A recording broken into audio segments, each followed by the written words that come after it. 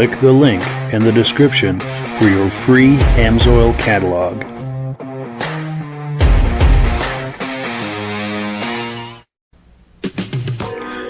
Before we get started, I'd like to give a quick shout out to some of our friends. The Eastern Snowmobile Racing Hall of Fame. Search for them on Facebook.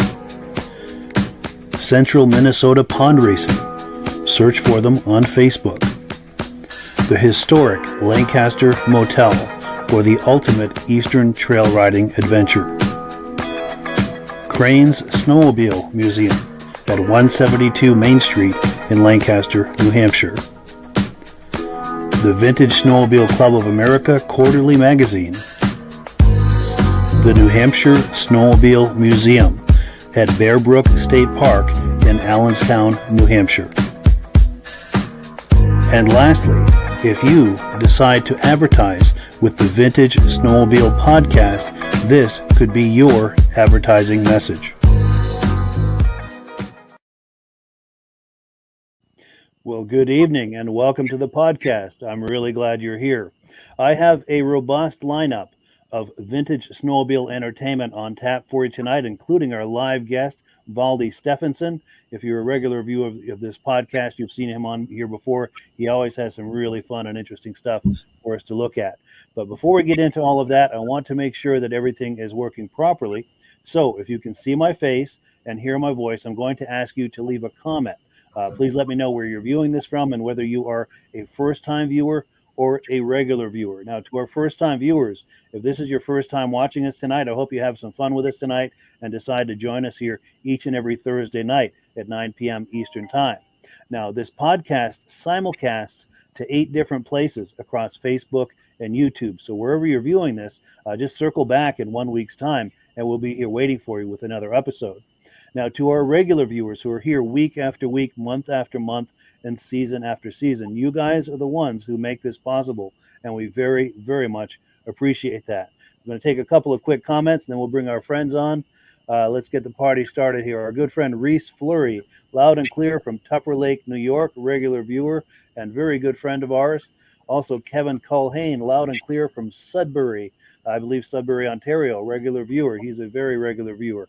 Also, our good friend Mike Whiteside says loud and clear over there in Illinois. And then one more comment here, and we'll bring some friends on.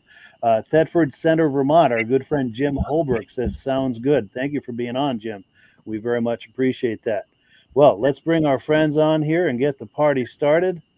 There we go. Gentlemen, how are we doing tonight? Great to be with everybody. I especially appreciate those regular viewers, and it's like a sit down around the table kind of a get together. It is. It's like a weekly gathering of friends. It's wonderful, for sure. And Rob, how are you doing, everybody? There we go, digging into the Halloween candy. I still got lots of candy left. Good deal. Good deal. Well, cool. So, yeah, Valdi's in the house tonight, and we've got a theme.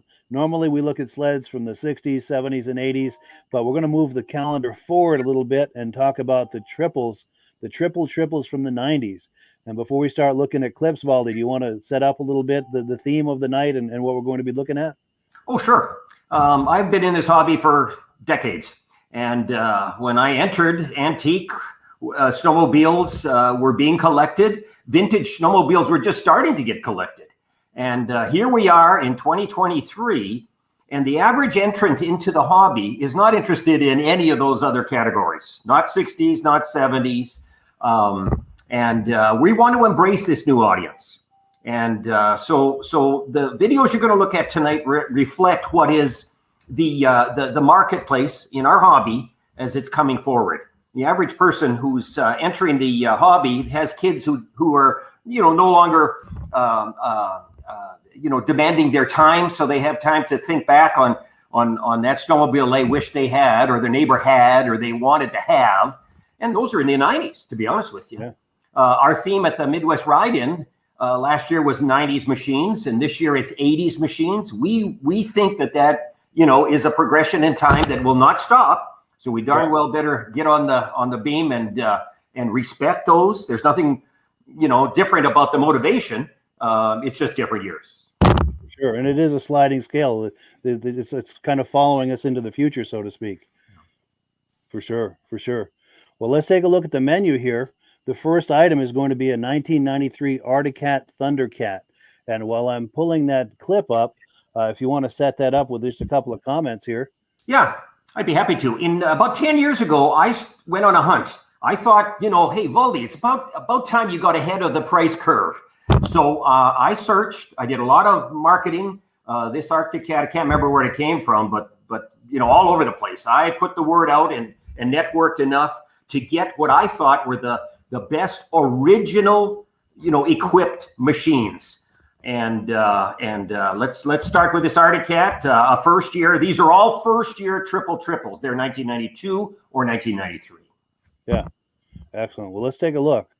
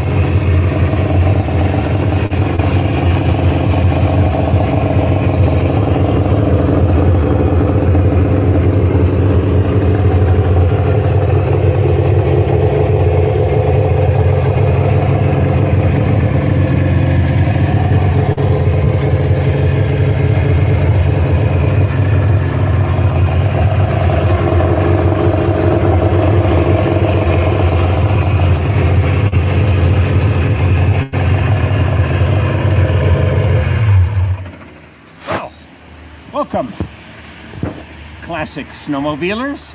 This again is another example of a classic snowmobile rather than vintage or antique. And today I'm wearing an Arctic Cat jacket because we'll be talking about an Arctic Cat. Now the year 1993, the model ThunderCat. What a great marketing ploy to call this beast a ThunderCat. Now this goes back to the days when the horsepower wars were just beginning. Okay, Yamaha had come up with a 4-cylinder go fast in 1992. In 1993, Skidoo, Polaris, and this was the entry for the Arctic Cat. Now, ThunderCat was a great name. Quite frankly, they wanted to put an exclamation point on this lake racer genre, this muscle sled, this triple era. The president of Arctic Cat at the time said, look, you either lead, you follow, or get out of our way. So they were confident that this guy was gonna make an impact. It brought their best technology and latest innovations to the proverbial horsepower race. Beautiful machine. Now, as fit the trend, there's tones of orange and a little bit of purple. So this was a departure in terms of the coloration, but it fit the fashion of the day. So let's open the hood here and look at what Arctic Cat did. See the displacement? 1, 2, 3 cylinders, but this is 900 cc's at a time when the others coming to the game either had 750 or 800 cc displacement. So Arctic Cat was going to make a bold statement with this machine. 3 cylinders and 3 pipes here. There are 3 38 millimeter Mikuni carburetors on this thing, and quite frankly, there was a lot of people in the aftermarket who were just dying to see this because they knew it had greater potential. In the next years, there was a lot of hop-up kits, etc. Now, that's not the purpose for this snowmobile or this machine. I wanted to represent an original machine here that kind of as factory delivered. I'm very close here in this regard to a correct and original machine here. Here we go. Let's take a look at the dashboard here.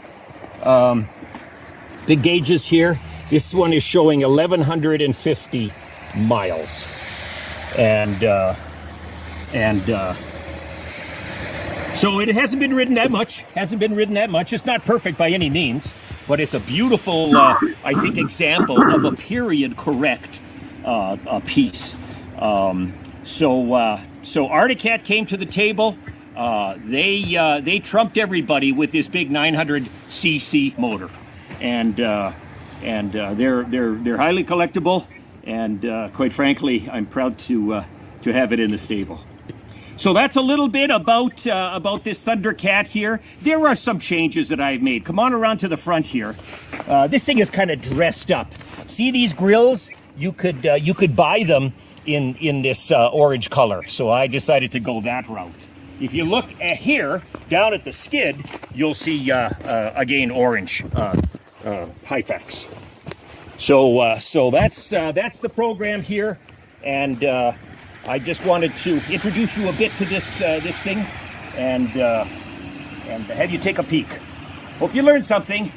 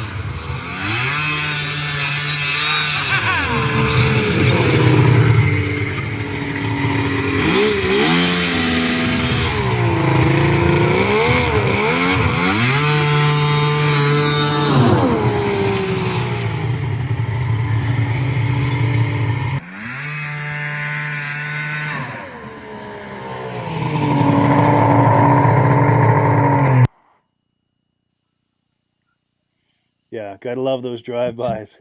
Yeah, thank you so much, Valdi, for that awesome footage. And before we comment on this, it says here, visit my YouTube channel. There are links to Valdi's YouTube channel in the description. If you like what you just saw there, he's got tons more videos on his YouTube channel. There's links in the description. Please check it out. Now, Rob, any reactions to what we've been looking at here? Comments, questions? I like it when people use their machines, when they're not just on a shelf display. But what a fun machine that is, eh? A number of my friends had them, and they were so much fun to drive. Unbelievable amount of torque. Yes, ThunderCat got to be proud with that machine. Oh, for sure. And also to our viewers, any comments, questions, thoughts, this is the time to post them. And we do have some things coming in. Let's see what we've got here. Where's my place? Okay, here we go. So Marty Lesnick from Missouri says, 4th time viewing. He said he needs some oil, but he can't figure out how to get credit and have some used AMSOIL, and he's used AMSOIL for 10 years. Yeah, Marty, if you send me a private email, we'll help you get set up with AMSOIL. And we're going to be talking about AMSOIL in a minute here. Let me find my email address. I'm going to pop it on the screen. If you're able to write down that email address after the podcast, send me an email, and whatever questions or issues you're having, we'll help you get to the bottom of that and get you fixed up with some AMSOIL. And let me get back into and then also our good friend Josh Leverker, who's going to be on here in the near future, from Turin, New York. He's in the house.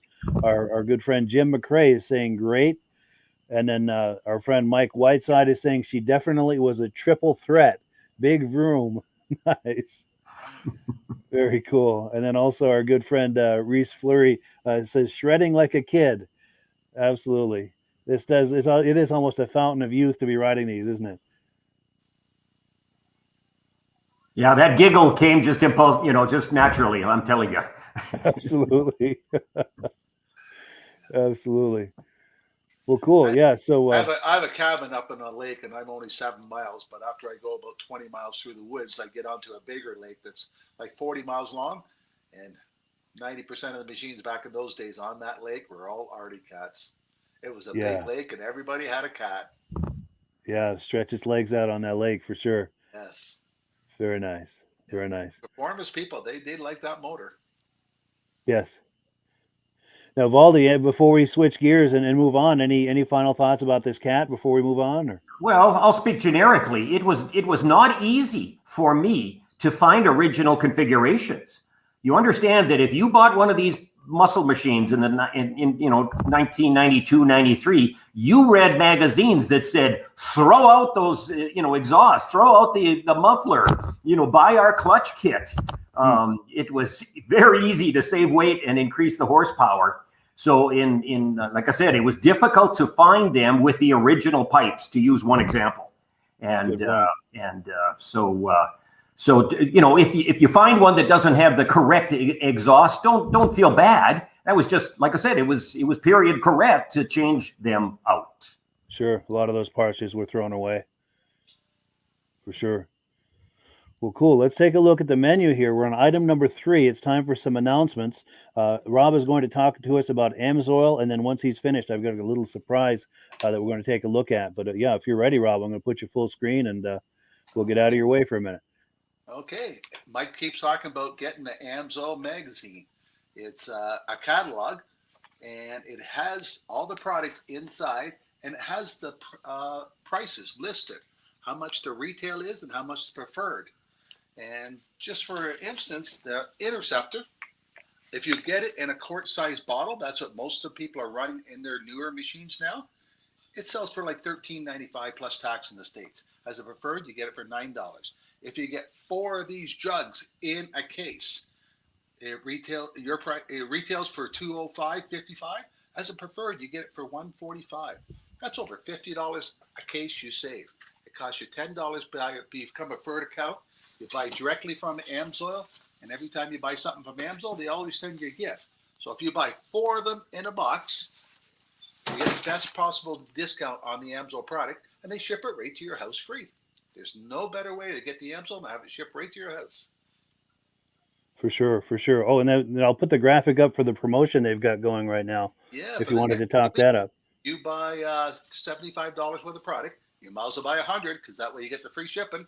They're going to give you 3 rags in the AMSOIL funnel to help pour the stuff in. Because I know on my Arctic Cat, right beside my oil reservoir is my disc brakes. And my daughter likes to overfill it and get it on the disc brakes. And she comes back and says, Dad, there's no brakes on this machine. And I know what she did as soon as I lift the hood. I got to wipe all the oil off the disc brakes. I don't know why Cat did that, put the reservoir right beside the disc brake. But everything needs to be improved a little. Sure, these things do happen. Yep. And then final thought too, for anyone who, if someone is ready to do an AMSOIL order right now, the best way to do it and take care of that, take advantage of that preferred pricing is click the link in the description. There's a link in there for the preferred customer program. Click on that. It's just a couple of clicks once you're on the website to join the preferred customer program, and then start shopping from there. And because you're a member of the preferred customer program, everything will come up at the deepest level of discount. And once you hit that $100 mark, now you're eligible for free shipping, and you're eligible for the free gift that we were talking about right here. Yeah, and also on there, you can click on there and get this free catalog. Yes, link in the description for every product we have available. And you don't have to order a full case. You could order 2 bottles of small engine, 4 bottles of car oil, and 2 bottles of injector oil. Yeah, so you can mix and match. And which is a big seller this time of year, is chain case oil. Yes, in fact, I just topped mine off with some of that. Good stuff. Well, cool. We've got a comment that's come in. We're going to take that, and then I've got a little surprise we're going to do.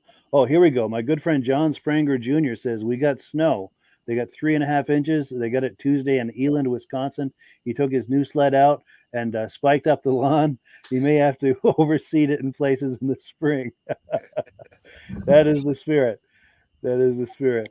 And also, yeah, John Spranger is a good friend of mine. I've got a picture of he and I last Christmas. We went out to dinner, him and his wife and I, and we had a wonderful visit, had a great time. Yeah, that's my good buddy, John Spranger, and his twin brother, James, frequently watches the podcast as well. So if James is out there, how you doing, James? But and then I had a little surprise to take care of. Regular viewers to this podcast are very familiar with our good friend David Alaska Railroad. He watches just about every week, both this podcast and the Muscle Car podcast.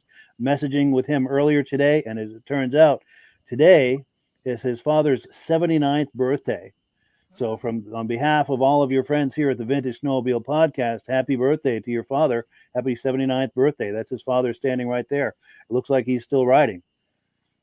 So happy birthday. That's nice if he's still riding. For sure. That keeps you young. It sure does. And I'm going to remove this graphic, and it's an opportunity for us to each give him a thumbs up on his birthday. Happy birthday. It's hard to line it up with the camera, but yeah. Cool deal. So happy birthday to Dan Hill. Oh, and we've got some more comments coming in. Here we go. So here we go. And he's watching here. David from Alaska Raro says, good evening, guys. So I'm glad he was able to see that. Happy birthday to his father. Oh, and we've got viewers chiming in as well. This is wonderful. Mike Whiteside says happy birthday. And so does our good friend Reese Fleury.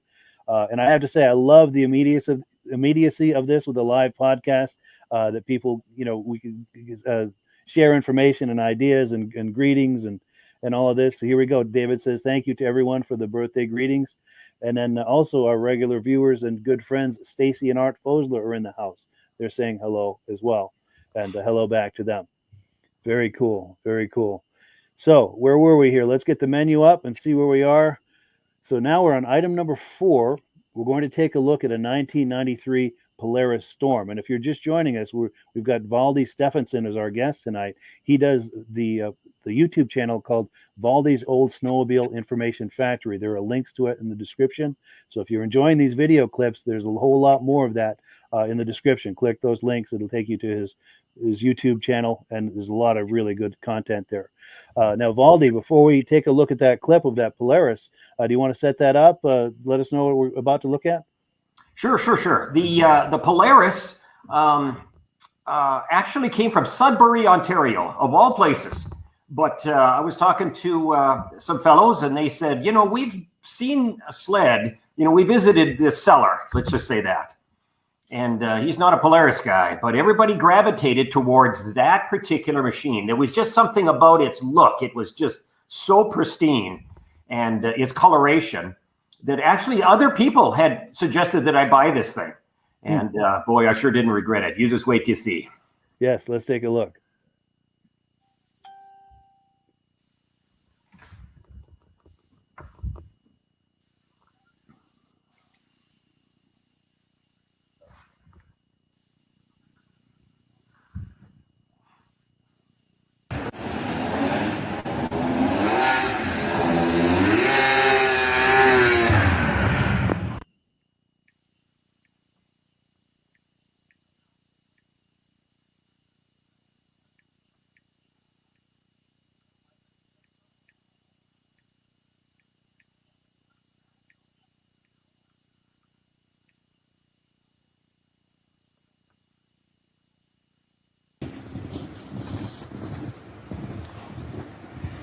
Well, look what I got here today.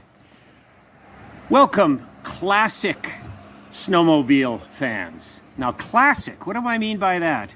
Classic is an era of snowmobile collecting that starts about 1986. It depends who you're talking to, and ends about the millennial year of 2000. It represents more modern machines than vintage or antique, certainly. And I wanted to showcase a classic machine today. I'm wearing my Polaris jacket because we're looking at a Polaris. In fact, this is a 1993 Polaris Storm. 1993. Now, this was an important era in the snowmobile history books because it starts the muscle sled era. Muscle sled era spanned 92. By the end of the decade, they were petering out. By then, Polaris, had gone to different motors, Liberty motor, to use one example, in a case in point. The muscle sled era, I officially think, started in 92. Yamaha came up with a machine called a VMAX 4. 4 cylinders, 4 pipes. And let me tell you, that thing was a screamer. And Polaris, ThunderCat, and Skidoo says, whoop, let's get going. And we got to produce a multi-cylinder, multi-pipe machine. Now, the other 3, including this Polaris Storm, ended up with 3 cylinders and 3 pipes. So these machines were not made for family outings, quite frankly. This kind of class, this muscle class era, was for the go-fast guys. These, a lot of people just call them lake racers. You know, you start at one end of the lake, you pin it, and you try to get to the end of the lake before your buddies did. So this was built for absolute, speed. And I wanted to share that with you here today. Let's open the hood, and I'll show you a little bit about this motor that I'm bragging about. Isn't this beautiful? Now, 1, 2, 3 cylinders. This is a 744cc case reed motor, their first case reed for Polaris. And not only that, but the engineers were told that within this infrastructure here, fitting it under the hood here, we want you to also put in 3 pipes. I think it's a masterpiece. I think it's beautiful. Notice how the pipes first sweep to the left, then they have to swing around, and then ultimately dump into the stock muffler.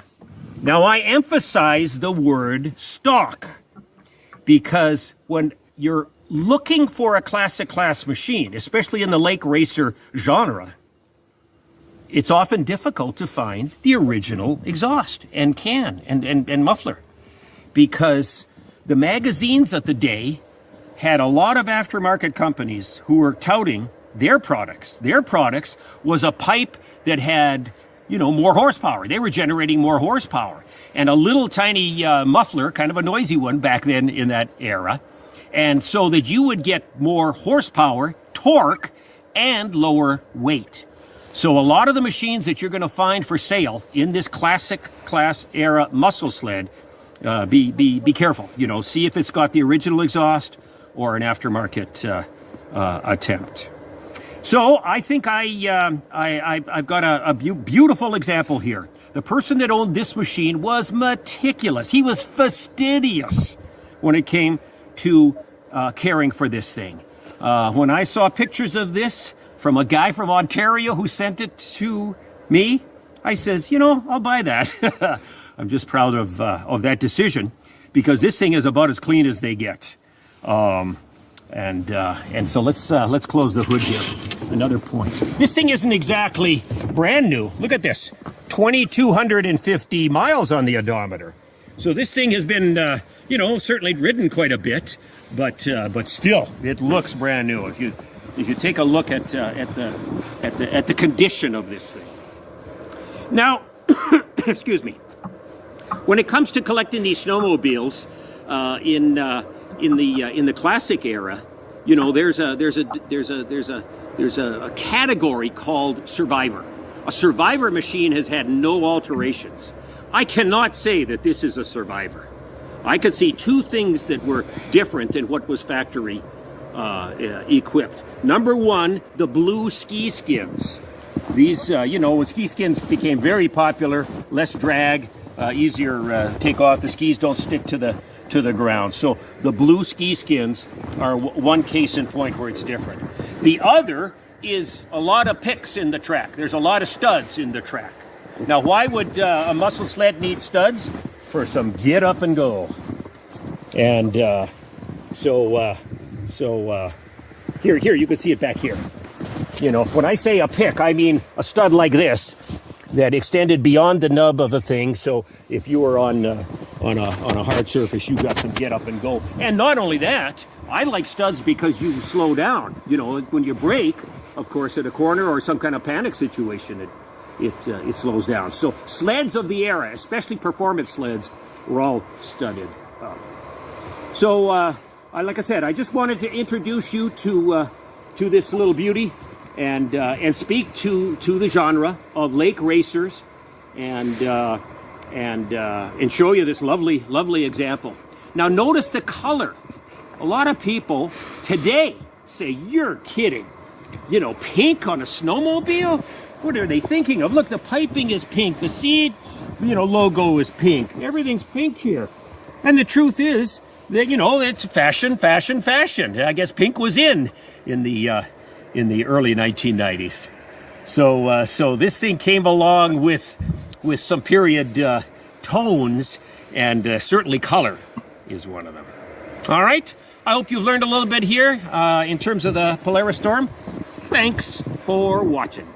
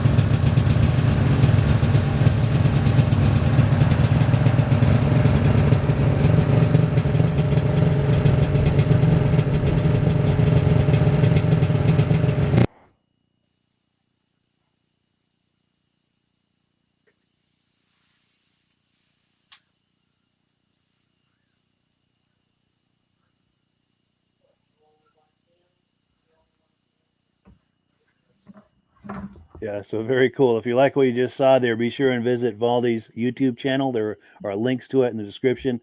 He has an excellent channel. There's a whole lot more of what we just looked at on there.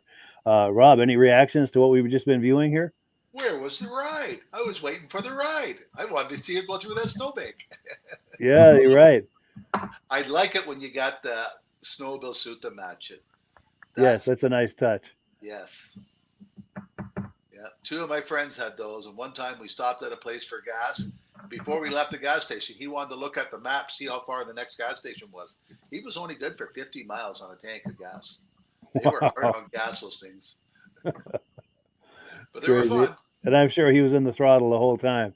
Oh, yes. Yeah, oh, for sure. And the thing I noticed, too, is that it's true. The early 90s, some of the sleds had pink on them. My yard rider that I've got here at the house, it's just a 92 Ski-Doo Safari, but it had some pink pinstriping. And I don't know, I guess I'm not man enough for pink or something, but I masked it all off and sprayed it with Ski-Doo yellow. And I don't know, the pink, I wasn't feeling it. But that was the early 90s, you know, those neon colors and everything. Yeah. And we've got comments coming in. Comments aplenty. Let's take a look here. Oh, yes, here we go. Mike Whiteside said, I would sure like to take a virtual tour of Valdi's shop, and maybe someday Valdi will have us in there with his cell phone for a tour, so we can take a look at his sleds. I know he's got a voluminous collection in there. Is that something you'd be up for at some point, Valdi? I say yes to that. Wonderful. Next time we'll do that. Yes. Thanks, guys, for thinking of it. Yes. And then let's see, Kevin Miller says, me too. Absolutely. And then David from Alaska Railroad says, I remember riding one of those at my dealer. I said, what a rocket ship. He's got a question. He says, Valdi, do you own an 800 XCR? I'm going to own one someday.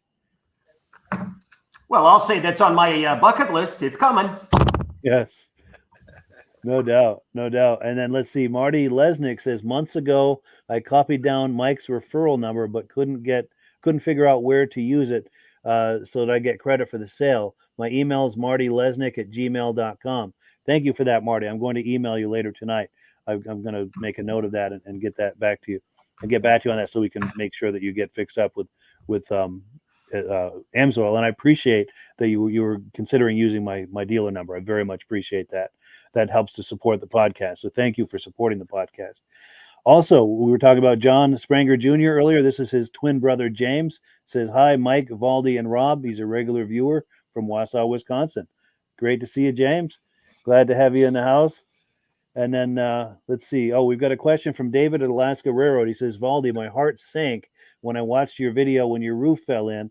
As a vintage sled guy, I felt your pain. For sure.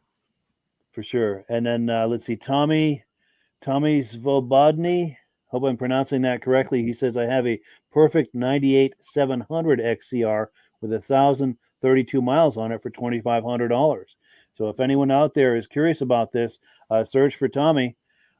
He's on, is he doing this on Facebook or YouTube? Let me see if it tells. Yeah, he's on Facebook. So check out the spelling of his name there. Do a search for him on Facebook and be in touch with him if you're curious about that 98 700 XCR. Now, make And advertise on your website. yes, in fact, I've got our sister group, Wheels, Keels, and Snowmobiles. You can post it in there. Also, anything related to vintage snowmobiles, you're more than welcome to post in the comments during this podcast, and I'll do a shout out on it, just like we did here for Tommy. We do welcome and encourage that thing. All we ask is that you keep it related to vintage snowmobiles. It doesn't only have to be sleds. You can, if you've got clothing or accessories or any of that, but as long as it's related to vintage snowmobiles. Well, cool. Let's switch gears here. And any final thoughts, Valdi, on this Polaris before we switch gears? Well, just in general, that this hobby is one of relationships. That is to say, keep talking, ask the question. I've got a little black book that has a list of my friends and what machines that they would like to have. And it's such a pleasure. Sometimes I actually call them and say, you talked about this years ago. I happen to know a guy, or I saw it, and etc. Another tip would be to go to Facebook and then just type the name of the snowmobile or vintage. I belong to 45 different vintage snowmobile brand specific groups. Nice. And boy, let me tell you, if your genre is those XCR, to use one example, there's a group for that. And you're gonna be talking and visiting with people who are experts, who have been collecting these things, and it can lead to some good results. Nice. And even if you have an XCR and you have a really nuanced question, you can search for that in there, maybe post your question in there, and someone will have an answer for you most likely. And feel free to post those types of questions here in the comment section, and there may be someone viewing that would have an answer for you. In fact, I've got another question or comment that's popped in. Dave Laurie says, hello from Alberta, Canada. Outstanding. Yeah. Thank you for coming in, Dave. We appreciate that. Good deal. Good deal. So we are on item number 5. We're going to take a look at a 1993 Ski-Doo Mach Z. Before we do, though, I'm going to tease you a little bit with an image that Rob shared with me. Rob, did you want to talk this up while it's on the screen? Well, I met that gentleman back in 1980 when he raced Can-Am cars. He was racing in our local town at Mosport Racetrack for Amsoil. Wow. And then he became an IndyCar racer. And when we used to go to Valcourt, Quebec, him, his dad, and his uncle were the spokesperson for Ski-Doo at the Valcourt, Quebec race. That's amazing. That's amazing. So you had a chance to spend some time with him and hang out and everything? Yes. Very nice. Very nice. Oh, and one last thing. We've got more comments coming in. Let's see. Reese Fleury says, check out my group, Vintage Snowmobiles for Sale or Wanted. Yep. Absolutely. Search for that on Facebook. Tell Reese, I'm going to be February 8th, 9th, 10th at Valcourt, Quebec. Come on up. You're probably only 4 or 5 hours from there, Reese. Come on up. We're going to go to the Vintage Museum. We're going to go through the factory, see how Ski-Doos are made. Well, they're making Sea-Doos at that time, but we're still going to have 2 at the factory. And the vintage races are on. Yeah, be sure to look for Rob over there if you go up there, Reese. Oh, and then I like this name, Jack Hammer. I don't know if that's a real name, but that's a clever name for sure. It says, can't beat those older muscle sleds for sound and looks. The best days in the snowmobiling world, in his opinion. Absolutely. Those were good days for sure. All right. So without further ado, let me get where I need to be here. We're going to take a look at that Ski-Doo. Here it is. Stand back, everyone.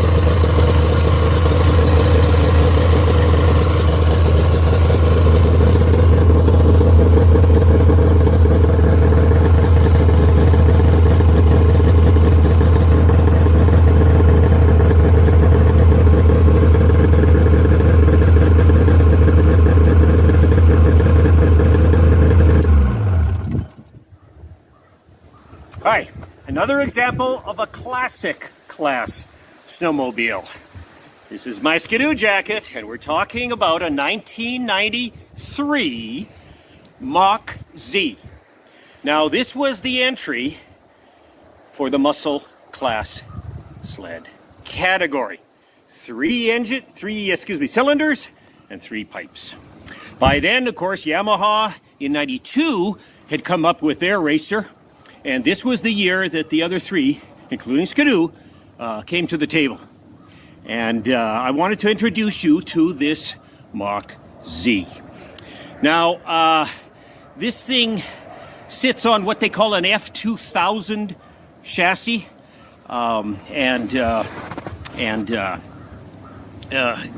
really has beefier springs, of course, because there's a bigger motor in here.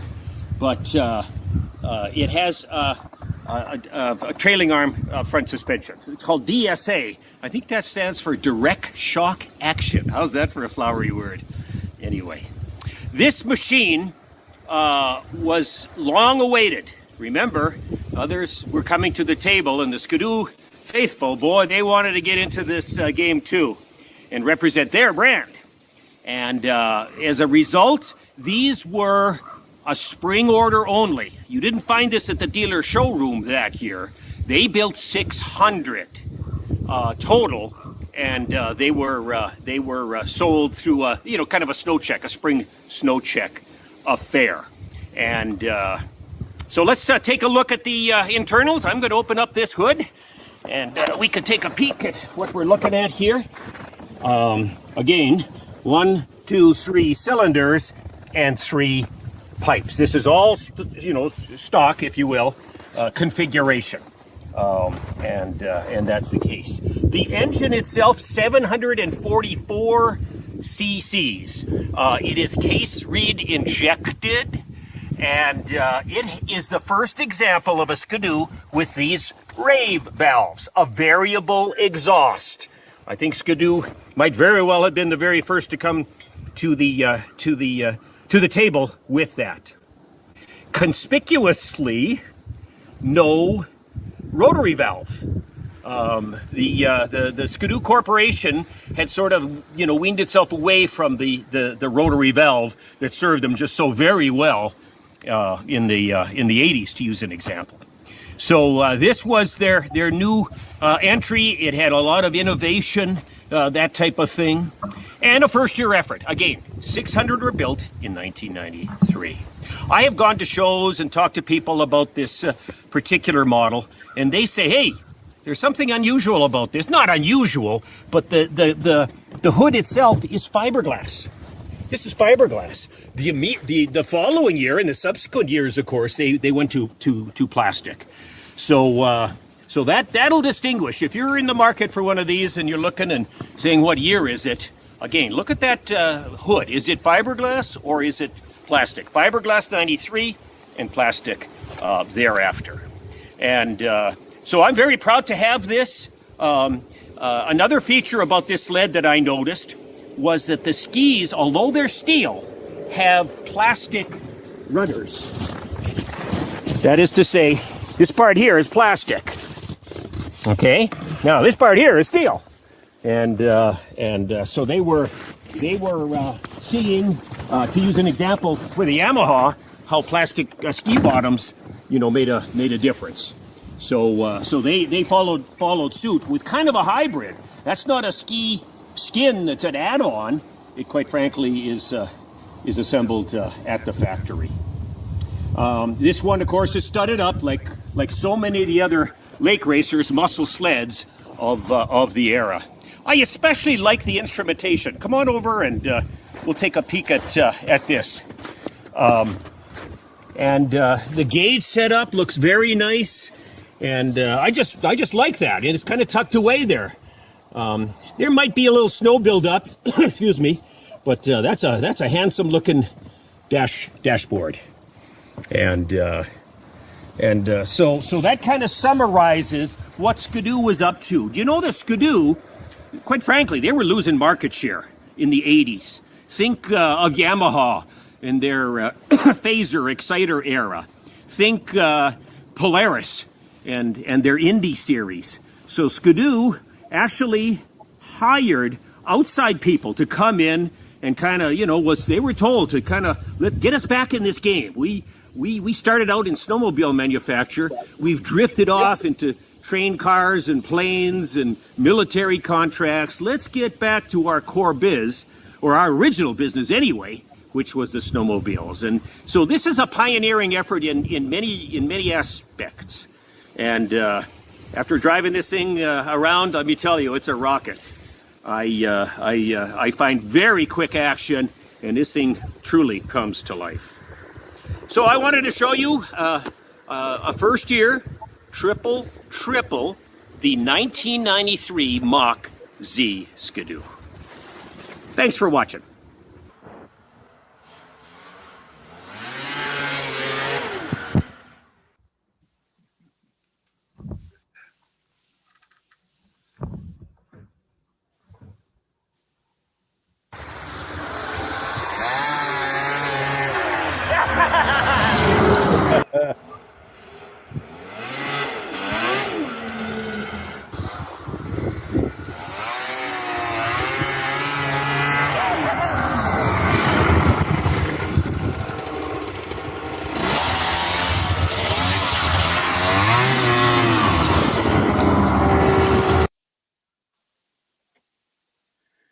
Yeah, so thank you so much to Valdi for this footage. If you like what you're viewing, he has a YouTube channel. There are links to it in the description.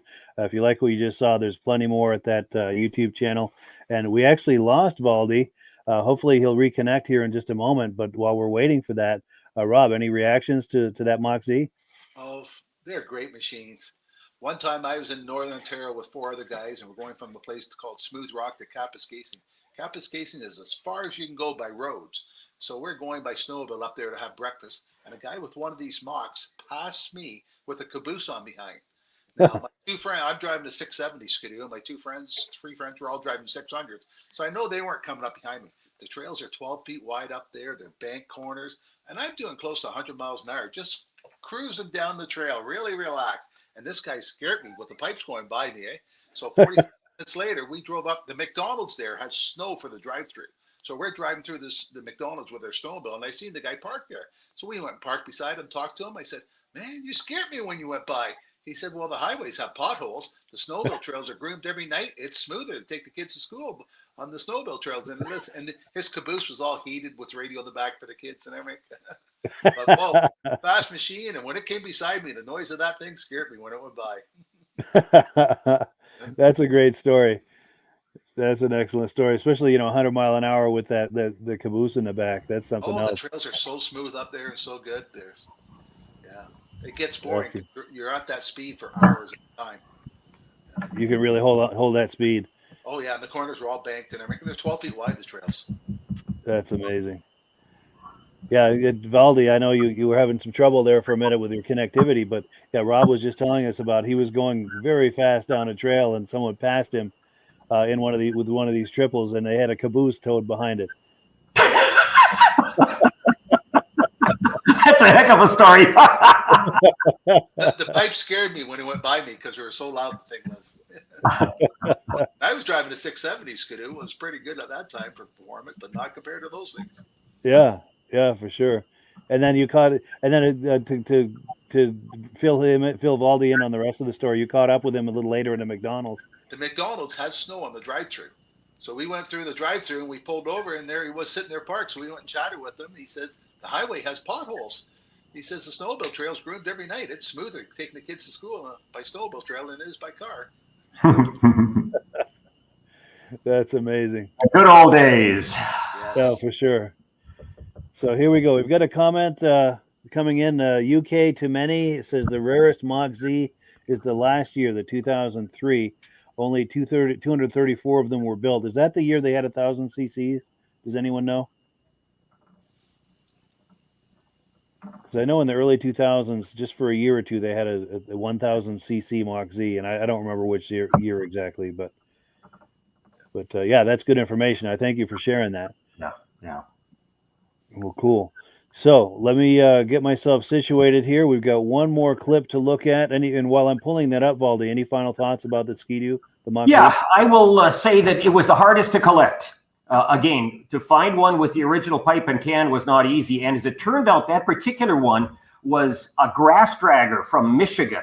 It said Michigan Grass Drag Association in the stock class, and he had to keep those original pipes. That was the last to be sourced, and for that reason alone. Did you have a suit on that time? You didn't mention that. Yeah. Did you? Hey, listen, one other thing. I wanted to do a shout out to that Dave Lowry. He's from Alberta, and I'm going to suggest that I might have met him. There's a show in Alberta in late November in Vermilion, Alberta. And last year I was there, visited with just a ton of great Canadian sled heads. So, Dave, if I visited with you last year and forgot your name, I apologize. Otherwise, I will not make it this year. You say hello to all those Canucks for me. There we go. Nice. Oh, and a final thought as far as that Mach Z that they were commenting on a minute ago, that 2003 was an 800 cc. So it might have been the year 2000. I don't know, but for a couple of years there, they did have they had a 1000 cc. They did. But and I think it was black. Mm-hmm. But next, we're going to take a look at a VMAX, a 1992 VMAX 4-cylinder. Any quick comment on this, Valdi, before we take a look? It was a very successful YouTube.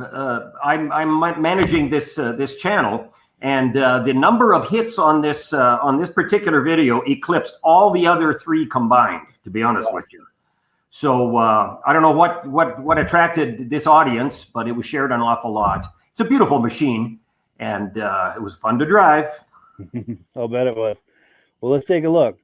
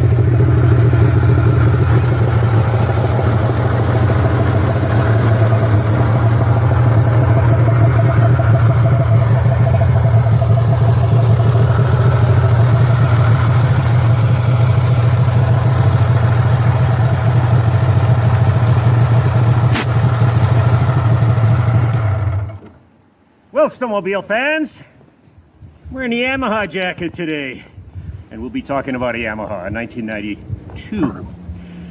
Now, this would be classified as a classic snowmobile. Classic snowmobiles are more modern. They are newer than the vintage era. Classic snowmobiles run from about 1986 through about the millennial year of 2000. And I'm so proud to have this thing because it is credited at starting an era. Now, this is a 1992 Yamaha, and until then, in the late 80s, Yamaha was making, family-oriented machines. They were sort of getting some static that they didn't have a muscle sled. Well, this was their answer, and it put an exclamation point on the topic. Indeed, it started what we call the muscle class era. All right, full of technology and interesting, design issues. Let's talk about that. What is special about this particular VMAX 4 in its inaugural year? Well, let's take a look at the skis. That is to say that they put a lightweight ski on here, and not only that, but this is the very first production sled that had ski skins. Ski skins. Now, that was factory. That was actually factory. Now, another thing to notice, of course, is the pink coloration. I don't know what was the deal in the early 90s, but pink was the hot color, and Yamaha was not the only manufacturer to employ that. Now, let's take a look at the business end of this bad boy. This is the first machine that had a digital CDI. And look at that. What do we see here? 1, 2, 3, and 4 cylinders. A 4-cylinder motor. Quite frankly, not seen since what, 1971. The ThunderCat ThunderCat, you know, had one variant that had a Kawasaki 4-cylinder engine. Okay, and then fast forward to 1992, Yamaha put this 4-cylinder 2-stroke in play.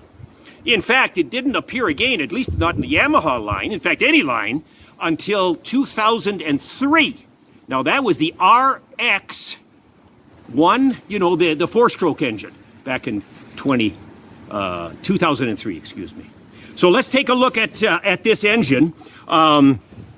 It looks like there's two twin cylinders kind of mated together, but it's very unique in several respects. And first and foremost is that there's no clutch at the end of the crankshaft. Now why? Because ThunderCat learned that back in '71. You can't have a huge long motor like that and spin a primary clutch because there's so much, you know, torsional stress on the crank. It's almost impossible to keep the crank. So here's what Yamaha did, and you can't see it, was that they put a gear drive in front of the motor. It's all hidden by this shroud and stuff here, but there is a jack shaft that goes in front of the motor. That clutch there is not hooked up to the motor, but rather a secondary jack shaft.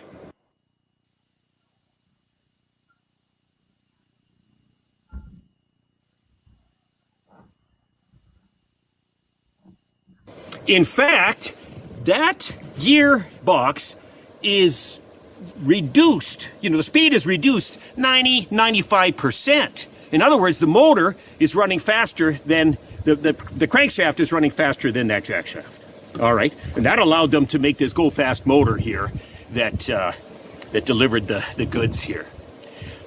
This thing dynoed out at about 134 horsepower. This is a 743 cc, I believe. It's a 750 class machine. So it's a great performer. Now, let's take a look at the front end here. Now, this is not the stock pipe. This says PSI. When I purchased this machine, it had this aftermarket setup with 2 pipes and an aftermarket can. Fortunately, the fellow kept the original pipes, so I guess I got them in a box if I ever want to go back to stock. The other innovation on this motor is its use of Mikuni TM carburetors on a rack. Now look at me, I'm going to press this throttle. Look at this. And look at the effect here. In other words, see that shaft that's moving back and forth? That's all you're moving. Instead of pulling in the old days all these cables to an individual carburetor, this goes to what they call a rack setup. And it's lovely, efficient, and it's a very, very light pull. You know, this set the tone for the other manufacturers going forward. So rack, slide, you know, carburetors. So all of this technology came out in one swoop here, and you know, I just had to have that first year. Now let's take a look at this machine in other respects. Is this a survivor? Is this correct? Well, no. I've already told you the pipes were changed out. There's studs on the track. The previous owner also ceramic coated the skis. Look at how shiny they are. And I asked him why, and he said, well, I just don't like rust. You know how it is. You come in, there's snow on the skis, it melts, you get, you know, rusty skis. So he took the liberty of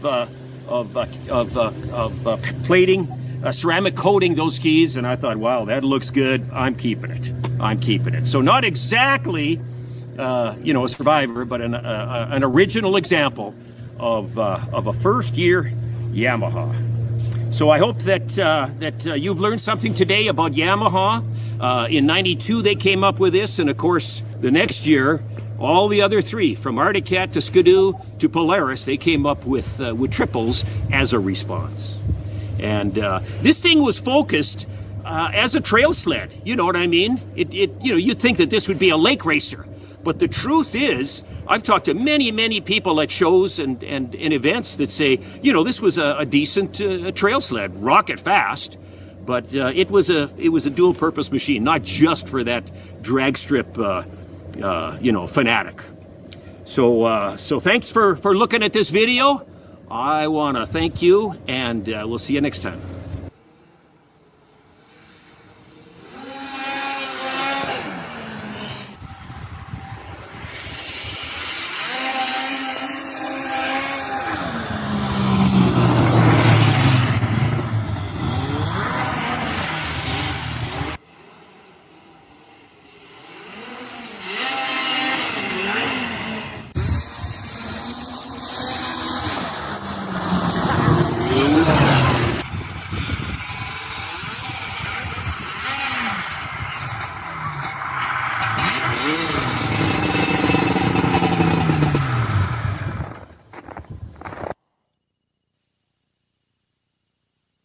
So if you like what you just saw there, be sure and check out Valdi's YouTube channel. Links in the description.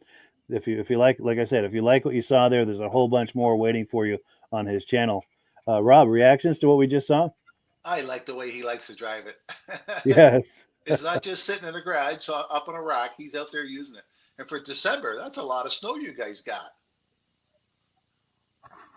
Yeah, for sure. For sure. They were one of my favorite customers, because anytime somebody went away with one of those machines, they would want to buy 5 gallons of oil to take with them. Oh, I bet. Yes. They were hard on oil. Yeah. And there's some serious innovations with that too. The way they're getting the power to the clutch and that slide rack for the carburetors. Yes. My 670 Skidoo is so hard on my wrist trying to hold the throttle all the time because there's so much tension on my 2 McCarbs. Yeah. That was a nice system they put on that thing. Yeah, and like you said, a real light throttle pull on that. Yeah. And we do have comments coming in. Let's take a look here. Oh, here we go. We've got an answer on that 1000cc twin cylinder Mach Z. That was in 2004. Yes, thank you for that. I appreciate that. Also, Mike Whiteside is talking about the TSS telescoping struts. We're very much ahead of their times. Absolutely. And then, I didn't pop that on the screen, though. Sorry about that. I'm reading it on my interface, but not popping it on the screen. Yamaha was ahead on a lot of things. First ones of oil injection. Yeah. When everybody said it wouldn't work, they came out and made it work. Yeah, good point. And then Kevin Colhane says, great show. Love those triples. Cool deal. Well, yeah, we've come to that time of the podcast where it's time to wind it down. But Valdi, any final thoughts either on the VMAX or any of the other sleds we've talked about? Or oh, shoot, I'm down again. Yeah, it's locked up, but we can hear you, though. Okay, well, listen, I'll tell the story. You can see that I just rip around the yard as fast as I can. I tell my grandkids, keep filming. One day I'm going to hit a tree, and that's going to be the best video that will get the most hits. Yes, YouTube sensation. That VMAX came out of the Chicago area, and they have special gas there. They were all gummed up. It was a real chore to get those 4 carburetors cleaned up. It sat in one of those ultrasonic cleaners for 3 days. So watch yourself. That fuel around Chicago area is bad on the carburetors. Wow. Crazy. Well, anyway, pleasure to be here tonight. Oh, yeah, very happy to have you, Valdi. We appreciate it. And Rob, what were you going to say? It looks like he enjoys those machines. Yes, it's true. It's nice to see those drive-bys. Nice to see them being used and enjoyed. And absolutely. I was mentioned earlier. Do you usually have that much snow in December? Last year was a good snow year. Nice. Oh, and we've got another comment that's come in. Our friend David at Alaska Railroad says, good show. Thank you for that. Appreciate you being here and being in the comments with some engagement. Oh, here we go. Some more stuff coming in. Mike Whiteside saying, awesome show tonight, guys. Very much appreciate that. And cool deal. So, yes, it is time to wind things down. And as always, we give the last word to AMSOIL. Any final? We'll just go around real quick with quick final thoughts. A quick final thought, Rob, before we close? Great collection, and I enjoy people that like enjoying their machines. Yeah. Yes, for sure. And Valdi, final thought? Oh, happy to be here. I'll continue with these YouTube videos, and we'll see you soon. Yes, I love having you on here. So we'd like to have you on here at least 1 or 2 or 3 more times before the season wraps up. Oh, and yeah, another comment coming in. Let's take a look. Our good friend Reese Fleury says, "Great show, guys. Thank you, and thank you for viewing. We very much appreciate that." And yeah, it's time to wrap it up. Last word goes to Amsoil. Thank you, everyone, for Valdi and to Rob and for the viewers. Thank you so much. You guys make this a wonderful experience, especially with all of the engagement and interaction. We love it. Have a good night. Have a good one, everybody. Bye-bye. Wrong thing. There we go. Here's Amsoil. It's all on the wrist. Hello, everyone. This is Rob and Mike. How you doing today, Rob? I'm doing good. Mike, yourself? Very well. Thank you so much for coming on. I appreciate it. Now, today, we're going to be talking about Amsoil. And in a few moments, we're going to show you how you can get the deepest discounts, free shipping, and free gifts when you order your Amsoil products through us. But first, I'm going to ask Rob to give you a quick description of what Amsoil is and why you should consider using Amsoil products in your motorized vehicles. Thanks, Mike. Amsoil is 100% synthetic oil. Everybody uses Amsoil for a different reason. Some people like the benefits that Amsoil is warranted for 25,000 miles or 1 year. The reason we can do that is because Amsoil doesn't oxidize. It doesn't form the usual carbons, gums, sludges like petroleum oils do. That's why we can keep it in the engines longer. Petroleum oils never do wear out. They oxidize themselves. That's why they have to be changed at 3,000 kilometers. And Amsoil likes the benefit that you only have to change the oil once a year. That saves some money. Some of the people like the benefit of Amsoil is it's a slipperier type lube. By having a slipperier type lube, it cuts down friction drag. By less friction and drag, engines run 20 to 50 degrees cooler, better gas mileage. Now, Amsoil says 25% more protection than the industry requires is in the Amsoil bottles. My average customer gets about 10% increase in gas mileage. That's a big savings. Yeah. And by cutting down friction and drag, for every 10 degrees you cut down the friction and drag, doubles the life of the engine. So by having the engine run cooler, it makes it last longer. Some people like the benefit of the range of the Amsoil. Amsoil's flash point is 425 degrees, and it pours at 50 below zero. Wow. If you ever tried petroleum oil when it's 10 below, it turns to honey. And in the summertime, petroleum oil thins out, and once it thins out, that's when it starts breaking down. So Amsoil's an all-season oil, can give you better gas mileage, longer engine life, less maintenance. It ends up being cheaper over a year's time running Amsoil than it is petroleum oils. That's amazing. That's amazing. And Amsoil is available for pretty much any motorized vehicle, anything from lawn equipment, cars, trucks, boats, ATVs, motorcycles, snowmobiles. Yep. And a lot of people phone me up and say, well, what's the benefit of our gear lube? Exactly what I told you about the engine oil. It pours in cold weather, it runs cooler, makes the equipment last longer. And they say, well, what's the benefit of the small engine? Same thing. Makes the engine run cooler, last longer, better performance. So it saves on all the applications that Amsoil has available. Wonderful, wonderful. So yeah, let's talk now. Hopefully this has convinced people to think about maybe joining us in the Amsoil experience. Let's talk about some of the discounts and free shipping and how that all happens. I'm going to pop a graphic on the screen. And yeah, by all means, if you want to talk people through how this preferred customer program works. Amsoil has a number of different programs. One of our main ones is a catalog customer, where somebody can order directly out of our catalog. If they order out of the catalog, they order $100 worth, Amsoil will ship it right to their house. But our best program is our preferred customer. For only $10 for 6 months, you become a preferred customer, you save 25% on all the product. You order $100 worth, they're going to give you free shipping. You don't have to order a whole case. You can mix and match. Say you want 4 bottles of small engine, 7 bottles of 5W30, and a couple of gear loops. You can mix and match. You can order 1 bottle at a time if you want. There's no minimums, no maximums. By being a preferred customer, you save over 25% on all the products you're going to buy. Amsoil sends you extra gifts, a $5 gift certificate on your birthday, $5 when you renew your account, and stuff like that. So it's a good way to save on some of the products you want to buy. For sure. Yeah, it's an incredible value. And this is the deepest level of discount that anyone can get when ordering Amsoil. Is that correct? It is. Wonderful. So let's take people through the step-by-step experience of placing an Amsoil order. Then that would include signing up for the preferred customer preferred customer program, so they can receive those deepest levels of discount. So let's go to the website. This is what the website's going to look like. These are some screenshots. Once you go to amsoil.com, there's a link in the description, or you can just type that into a browser, amsoil.com. This is the page you land on. At the upper corner of the page there, you see how I've circled in red. That is the link to click, the Join Now link. That will take you to the preferred customer program page where you can take advantage of all of these discounts and free shipping and everything that we've just been talking about. This is what that page looks like. In the lower right, you're going to click Join Now. This will pop up. You select the duration you'd like, whether it's 6 months or 12 months, and click Add to Cart. Now, once this pop-up goes away, you'll be back on the main page. And the upper left, you'll see where I've got that red arrow. It says Shop. Now you can start shopping for products, and on your very first order, you're going to get these discounts and the free shipping as long as it's over $100. You'll get all of these benefits right away. So once you click Shop, it's going to take you to the product page.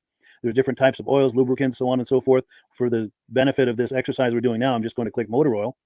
It shows different types of motor oil. Let's click gasoline. Now this takes us to an item. It's their synthetic motor oil. And you can see the item there, and there's choices for different viscosities. But take a look at the price. Let's take a closer look. Let's zoom in.